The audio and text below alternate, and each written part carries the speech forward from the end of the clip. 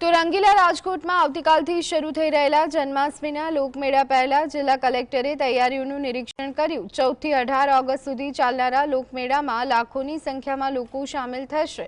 લોકમેળાને લઈ અને કેટલાક રસ્તાઓ ડાયવર્ટ કરાયા છે।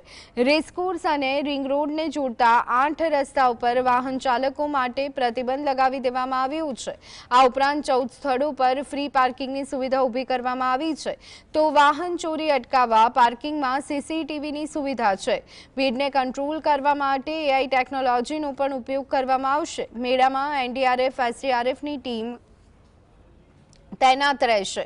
આ સિવાય ફાયરની ટીમ પણ સ્ટેન્ડ ટુ રહેશે। આ ઉપરાંત 14 વોચ ટાવર પર વિડીયોગ્રાફી કરાશે। 2 ડીસીપી, 3 એસપી, 15 પીઆઈ સહિત 1700 થી વધુ પોલીસ જવાનો તૈનાત રહેશે। દરેક જગ્યાએ આપ જોઈ શકો છો વોચ ટાવર પણ બનાવવામાં આવ્યા છે અને 5 વોચ ટાવર ઉપર આપણે ક્વિક રેસ્પોન્સ ટીમ જે છે વોચ ટાવરના નીચે મૂકવામાં આવશે। આ ક્વિક રેસ્પોન્સ ટીમમાં એનડીઆરએફ, એસડીઆરએફ, હેલ્થ, પોલીસ આ તમામ જવાનો રહેશે। તમામ ઇવેક્યુએશન રૂટ જે છે આનું પાકું બેરિકેડિંગ કરવામાં આવશે જેથી કોઈ પણ સંજોગ બને તો ફાયર અને હેલ્થની જે એમ્બ્યુલન્સ જે છે આ ઝડપથી નીકળી શકે।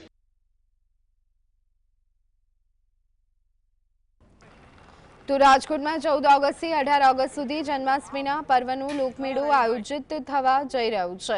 આ લોકમેળામાં ખાણીપીણીના 68 સ્ટોલ, રમકડાના 110 સ્ટોલ, 34 યાંત્રિક રાઇડ, 18 નાની ચકરડી અને મધ્યમ કદની 3 ચકરડી છે।